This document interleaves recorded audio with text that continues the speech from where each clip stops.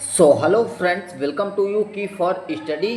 तो फ्रेंड्स, जैसा कि आप लोगों का आरआरबी ग्रुप डी का एग्ज़ाम चल रहा है, उसमें से आज यानी 6 अगस्त के फर्स्ट शिफ्ट का आप लोगों का एग्ज़ाम हो चुका है। तो इसी शिफ्ट के हम लोग जो है 100% रियल क्वेश्चन को इस वीडियो में डिस्कस करने वाले हैं, और वो भी रियल आंसर की के साथ। तो चलिए वीडियो को स्टार्ट करते हैं। उससे पहले चैनल में जो जो नए हैं और सब्सक्राइब नहीं किए हैं तो सब्सक्राइब जरूर कर लीजिए। तो यहाँ पर वीडियो को स्टार्ट करें उससे पहले आप लोगों को क्लियर कर दें कि यहाँ पर हमारे पास जो छात्र जिन्होंने क्वेश्चन को भेजा है तो वो हैं पंकज कुमार, जो कि मध्य प्रदेश के सतना के रहने वाले हैं, और आनंद जायसवाल, ये भी जो है मध्य प्रदेश के रहने वाले हैं। तो इन दो छात्रों ने हमें जो है व्हाट्सएप पर जो है लिख लिख करके क्वेश्चन भेजे हैं। तो इनको जो है दोनों छात्रों को हमारी तरफ से तहे दिल से धन्यवाद कि आप लोगों ने मेहनत करके लिख लिख करके भेजा।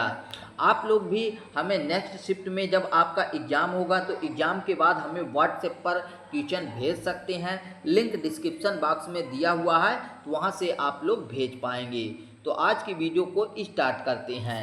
आप लोगों का पहला क्वेश्चन पूछा गया था कि डेंड्राइट से प्राप्त होने वाला संदेश आगे किस भाग में जाता है, जिसमें कुछ इस तरीके से आपके पास 4 ऑप्शन दे दिए गए थे। तो देखिए, अगर इसके डिटेल में बात करें तो देखिए, जो न्यूरॉन होता है उसमें संदेश का प्रवाह एक निश्चित क्रम में होता है। जैसे पहले डेंड्राइट जो होता है यह अन्य न्यूरॉन से आने वाले संदेश को रिसीव करता है। फिर जो आपके सेल बॉडी होते हैं यह संदेश को प्रोसेसिंग में रखता है, यानी यहाँ पर जो है सेल बॉडी में आपके संदेश का प्रोसेसिंग होता है, और उसके बाद एक्शन यह संदेश को आगे ट्रांसमिट करता है। और एक्शन टर्मिनल की बात करें तो यह संदेश को अगले न्यूरॉन या मांसपेशी तक पहुंचाता है। इसलिए आपका जो राइट आंसर बनेगा तो डेंड्राइट से प्राप्त संदेश सेल बॉडी के माध्यम से आगे एक्शन में जाता है। तो यहाँ पर आपका राइट आंसर क्या हो जाएगा? A option, action. Cell body के माध्यम से जो है एक्शन में पहले जाता है। ठीक है, तो A option he correct answer हो जाएगा। अगला क्वेश्चन आप लोगों से पूछा गया था कि पुरुष टी20 विश्व कप, थोड़ा सा बड़ा कर देते हैं इसको, पुरुष टी20 विश्व कप 2026 के फाइनल मैच में किस बल्लेबाज ने सबसे अधिक व्यक्तिगत रन बनाए थे? तो देखिए, अभी हाल ही 2026 में जो है आपका मेंस टी20 वर्ल्ड कप हुआ है, जिसमें हमारा प्यारा भारत देश जो है विजेता बना है। और वहीं पर बात करें कि उस फाइनल मैच में सबसे ज़्यादा किस बल्लेबाज ने व्यक्तिगत रन बनाए हैं, तो वो हैं संजू सैमसन। भारत देश के ओपनर बल्लेबाज संजू सैमसन हैं, जिन्होंने टोटल 89 रन की पारी खेली थी, और उन्हीं की बदौलत जो है भारत ये फाइनल मैच जीता था। अगर बात करें तो उप विजेता कौन है, तो देखिए, विजेता टीम तो हमारी भारतीय टीम हो गई, ठीक है, भारतीय टीम। और उप विजेता की बात करें तो न्यूजीलैंड बनी थी। ठीक है, ये भी आपको ध्यान रखना है। अगले क्वेश्चन की बात करें तो क्या पूछा गया है कि मई 2026 में भारत सरकार द्वारा नीति आयोग के पूर्णकालिक सदस्य यानी फुल टाइम मेंबर के रूप में किसे नियुक्त किया गया है, जो पूर्वोत्तर भारत के इस पद पर आने वाली पहली महिला हैं? तो इस क्वेश्चन में जो है जिन्होंने क्वेश्चन भेजा है उनको थोड़ा सा डाउट था, तो आप लोगों को इस क्वेश्चन में आपको कुछ चेंजेस एग्जाम में रहा होगा, हो सकता है, क्योंकि वो 100% नहीं बोले थे, लगभग यहाँ पर लिख कर के भेजे थे। तो देखिए, जो पहली महिला थी पूर्वोत्तर भारत की इस पद पर आने वाली, वो थी डॉक्टर जोराम अनिया। तो यहाँ पर ए ऑप्शन आपका करेक्ट आंसर हो जाएगा, अगर इस तरह से क्वेश्चन पूछा गया है तो। अगले क्वेश्चन की बात करें तो यहाँ पर क्या बोला गया है कि मई 2026 में संपन्न हुए इंडियन सुपर लीग यानी ISL 2025-26 सीजन का खिताब किस फुटबॉल क्लब ने जीता? तो देखिए, यहाँ पर अगर बात करें डिटेल में तो ईस्ट बंगाल एफसी ने लीग के अपने आखिरी मैच में इंटर काशी को 2-1 से हराकर ISL 2025-26 का खिताब अपने नाम किया, और इस जीत के साथ जो है एल ने जो है 22 साल के लंबे नेशनल लीग ट्रॉफी के इंतजार को ख़त्म करके हुए अपना पहला ISL खिताब हासिल किया। तो यहाँ पर आपका ईस्ट बंगाल FC जो है राइट आंसर हो जाएगा, बी ऑप्शन। अगले क्वेश्चन में आप लोगों से पूछा गया था कि 28 अप्रैल 2026 को संघाई सहयोग संगठन यानी SCO के सदस्य देशों के रक्षा मंत्रियों की बैठक कहाँ आयोजित की गई। तो देखिए 28 अप्रैल 2026 को SCO सदस्य देशों के रक्षा मंत्रियों की बैठक आस्ताना कजाकिस्तान में आयोजित की गई थी और इस बैठक में क्षेत्रीय सुरक्षा, आतंकवाद विरोधी उपायों और सदस्य देशों के बीच रक्षा सहयोग को बढ़ावा देने पर चर्चा की गई। तो यहाँ पर आपका आस्ताना कजाकिस्तान जो है राइट आंसर हो जाएगा। अगले क्वेश्चन में आप लोगों से पूछा गया था कि वर्ष 2026 में पश्चिम बंगाल से साहित्य और शिक्षा यानी लिटरेचर एंड एजुकेशन के क्षेत्र में किसे प्रतिष्ठित पद्मश्री पुरस्कार से सम्मानित किया गया। तो देखिए यहाँ पर जो ऑप्शन हमारे पास आए हैं, श्री अशोक कुमार हालदार, श्री गंभीर सिंह योजोन और श्री रविलाल टुंडू, इनको मरणोपरांत। ठीक है, तो इन तीनों को जो है क्या दिया गया था, पश्चिम बंगाल से साहित्य और शिक्षा के क्षेत्र में पद्मश्री पुरस्कार से नवाजा गया था। अब यहाँ पर किसी एक का ऑप्शन में आपके एक ही रहा होगा या फिर कुछ और चेंजेस रहे होंगे, हो सकता है छात्र ने बताया कि ये अशोक कुमार हालदार यही जो है ऑप्शन में था।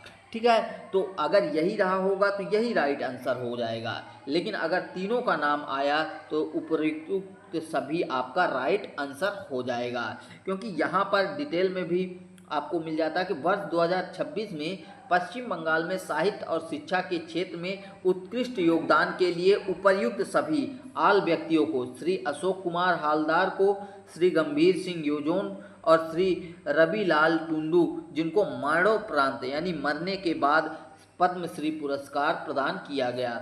और इन तीनों महानुभावों ने अपनी अपनी भाषाओं और शैक्षणिक योगदानों के माध्यम से समाज में विशेष योगदान दिया। तो यहाँ पर डी ऑप्शन आपका राइट आंसर हो जाएगा। अगले क्वेश्चन में क्या पूछा गया है कि जनवरी 2026 में किस राज्य सरकार ने भारत की पहली समर्पित डीप टेक स्टार्टअप नीति 2025-26 को मंजूरी देकर लागू किया। तो देखिए कर्नाटक सरकार ने जनवरी 2026 में भारत की पहली समर्पित डीप टेक स्टार्टअप नीति 2025-26 को मंजूरी देकर लागू किया है और इस नीति का जो मुख्य उद्देश्य है वह artificial intelligence, robotics, quantum computing और बायोटेक जैसे उन्नत तकनीक क्षेत्रों में नवाचार और अनुसंधान को बढ़ावा देना है। तो यहाँ पर आपका जो राइट आंसर हो जाएगा वह कर्नाटक हो जाएगा।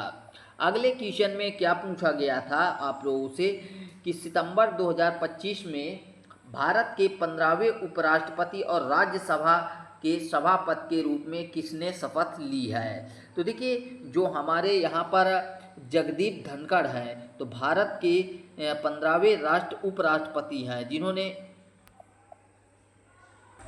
सॉरी यहाँ पर गलत लिखा हुआ है, तो जो 15वें उपराष्ट्रपति और राज्यसभा के सभापति के रूप में शपथ ली वो CP राधाकृष्णन जो है आपका राइट आंसर हो जाएगा। क्लियर। अगले क्वेश्चन में आप लोगों से पूछा गया है कि महिलाओं में दी जाने वाली HPV वैक्सीन मुख्य रूप से किस गंभीर बीमारी से बचाव प्रदान करती है। तो देखिए यहाँ पर जो HPV है ह्यूमन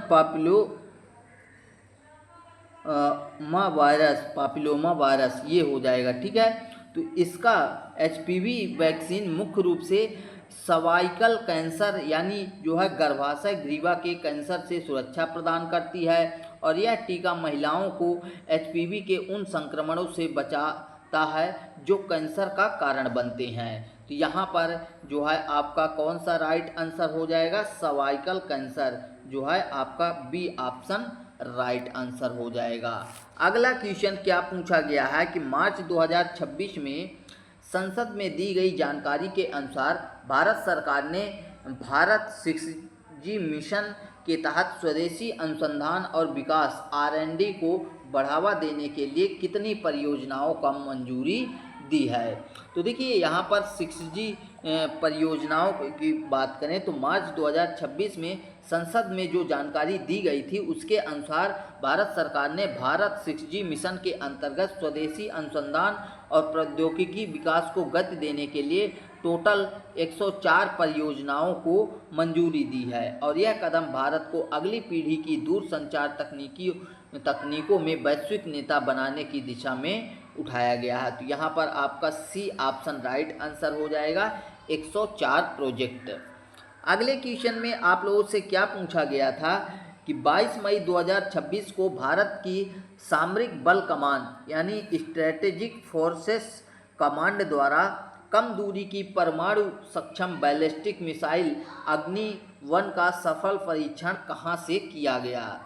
तो जहाँ पर कुछ इस तरीके से 4 ऑप्शन आपको दिए गए थे, लेकिन डिटेल में बताएं तो 22 मई 2026 को सामरिक बल कमान द्वारा कम दूरी की परमाणु सक्षम बैलिस्टिक मिसाइल जो अग्नि 1 है तो उसका सफल परीक्षण डॉक्टर APJ अब्दुल कलाम द्वीप ओडिशा में जो स्थित है तो वहाँ से किया गया और इस परीक्षण ने मिसाइल के परिचालन और तकनीकी मापदंडों को सफलतापूर्वक सिद्ध किया। तो यहाँ पर आपका डॉक्टर APJ अब्दुल कलाम द्वीप ओडिशा जो है राइट आंसर हो जाएगा, बी ऑप्शन। अगले क्वेश्चन में आप लोगों से क्या पूछा गया था कि हाल ही में अंतर्राष्ट्रीय बुकर पुरस्कार 2026 के लिए शॉर्ट लिस्ट किए गए चर्चित पुस्तक द डायरेक्टर के लेखक कौन है। तो देखिए जो अभी हाल ही में अंतर्राष्ट्रीय बुकर पुरस्कार 2026 के लिए शॉर्ट लिस्ट की गई है द डायरेक्टर बुक, तो उसके लेखक डैनियल केहलमैन हैं, ठीक है। और यह उपन्यास अपनी विशिष्ट कथा शैली और सिनेमाई व राजनीतिक विषयों के जीवन चित्रण के लिए अंतर्राष्ट्रीय स्तर पर सराहा गया है। तो यहाँ पर डैनियल केहलमैन आपका राइट आंसर हो जाएगा। अगले क्वेश्चन में क्या बोला गया है यहाँ पर कि महिलाओं के सशक्तिकरण और स्तन कैंसर जागरूकता के लिए एशिया में पहली बार इंटरनेशनल पिंक बॉल महिला फुटबॉल टूर्नामेंट की मेज़बानी किस देश को सौंपी गई। तो देखिए उसके लिए जो है भारत को यहाँ पर सौंपा गया। अगर डिटेल में बात करें तो एशिया में पहली बार इंटरनेशनल पिंक बॉल महिला फुटबॉल टूर्नामेंट की मेज़बानी जो है भारत को सौंपा गया है और इस टूर्नामेंट का मुख्य उद्देश्य जो है तो खेलों के माध्यम से महिला सशक्तिकरण को बढ़ावा देना और स्तन कैंसर के प्रति व्यापक सामाजिक जागरूकता फैलाना है। तो यहाँ पर आपका बी ऑप्शन यानी भारत करेक्ट आंसर हो जाएगा। अगले क्वेश्चन में क्या पूछा गया था कि वर्ष 2026 की नवीनतम बाजार पूंजीकरण यानी मार्केट कैपिटलाइजेशन रिपोर्ट के अनुसार भारत का सबसे मूल्यवान और बड़ा बैंक कौन सा बना है। तो वह है आपका HDFC, ये जो है सबसे बड़े बैंकों की लिस्ट में आया है। यहाँ पर दिया भी गया है कि मार्केट कैपिटलाइजेशन के मामले में HDFC बैंक भारत का सबसे बड़ा मूल्यवान और बड़ा बैंक बना हुआ है। हाउसिंग डेवलपमेंट फाइनेंस कॉरपोरेशन के साथ विलय के बाद इसका मार्केट कैप भारतीय बैंकिंग क्षेत्र में शीर्ष स्थान पर कायम है। तो यहाँ पर सी ऑप्शन आपका राइट आंसर हो जाएगा। अगले क्वेश्चन में क्या पूछा गया है कि अभिनेत्र लेंस की वह क्षमता जिसके कारण वह अपनी फोकस दूरी को समायोजित कर लेता है क्या कहलाता है। तो देखिए मानव नेत्र की सिलियरी पेशियाँ की सहायता से अभिनेत्र लेंस की फोकस दूरी को बदलने की क्षमता को समंजन क्षमता यानी पावर ऑफ एकोमोडेशन कहते हैं और इसी क्षमता के कारण आँख के पास और दूर स्थित वस्तुओं का स्पष्ट प्रतिबिंब रेटिना पर बना पाती है। तो यहाँ पर आपका समंजन क्षमता यानी पावर ऑफ एकोमोडेशन आपका राइट आंसर हो जाएगा। अगले क्वेश्चन में क्या पूछा गया था कि यदि किसी मशीन की शक्ति 10 वाट है तो इस कथन का सही अर्थ क्या होगा। तो 10 वाट है तो क्या आपका हो जाएगा, आगे डिटेल में समझ लीजिए। तो देखिए शक्ति की जो इकाई होती है वह क्या होती है, वाट होती है। और एक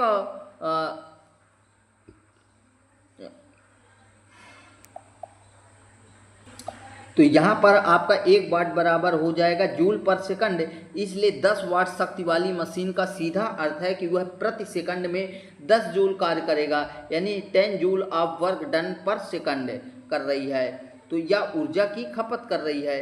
ठीक है, तो यहाँ पर आपका क्या राइट आंसर हो जाएगा, 10 जूल हो जाएगा। तो यहाँ पर आपका जो है प्रति सेकंड में किया गया 10 जूल कार्य। ठीक है, तो यहाँ पर आपका राइट आंसर जो हो जाएगा ए ऑप्शन ही होगा। अगले क्वेश्चन में क्या पूछा गया है कि निम्नलिखित में से कौन सा कार्य उपकला ऊतक यानी इपिथेलियल टिश्यू का मुख्य जैविक कार्य नहीं है।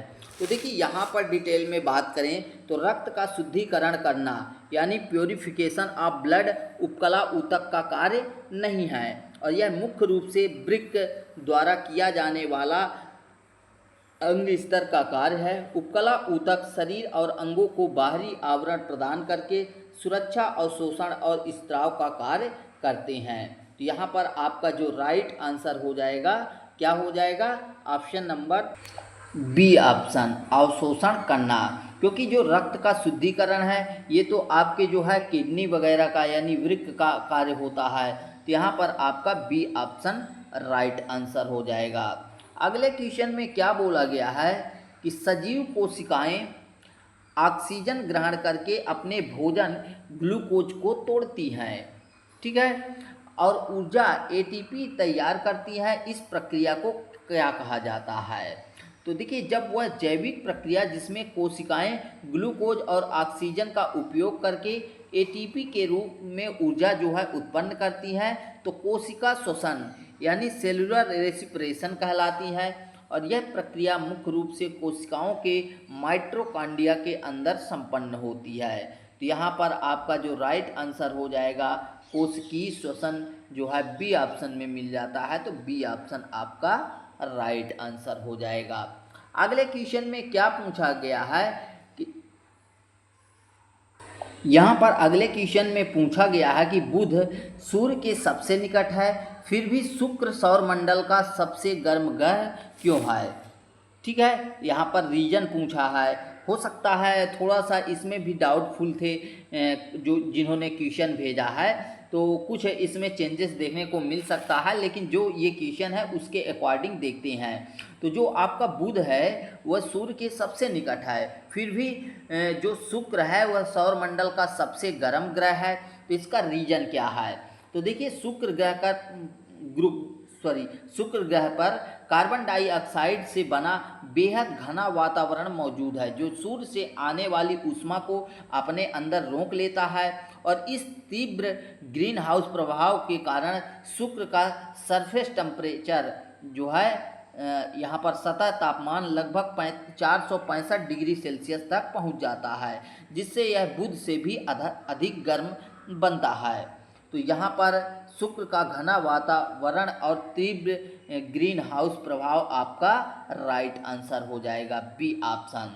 तो दोस्तों हमारे पास जो है इतने ही क्वेश्चन आ पाए थे, बाकी जितने भी छात्रों का जो है एग्ज़ाम होता है तो सभी लोग हमारे व्हाट्सएप का लिंक दिया गया है, तो उस व्हाट्सएप में एग्ज़ाम के बाद क्वेश्चन को ज़रूर भेजा करिए ताकि हम आप लोगों के लिए वीडियो प्रोवाइड कराएं, और इसका पीडीएफ भी आप लोगों को जो है हम प्रोवाइड करा रहे हैं, जिसका जो है या आप टेलीग्राम ज्वाइन कर लीजिए। टेलीग्राम चैनल पर हम भेज देते हैं, तो उसका लिंक टेलीग्राम का भी जो है चैनल में डिस्क्रिप्शन में दिया गया है, तो वहां से जाकर ज्वाइन कर लीजिए, और डेली जो अपलोड होती है वीडियो उसकी पीडीएफ वहां पर प्रोवाइड कराई जाती है। तो मिलते हैं नेक्स्ट वीडियो में। Thanks for watching and bye bye.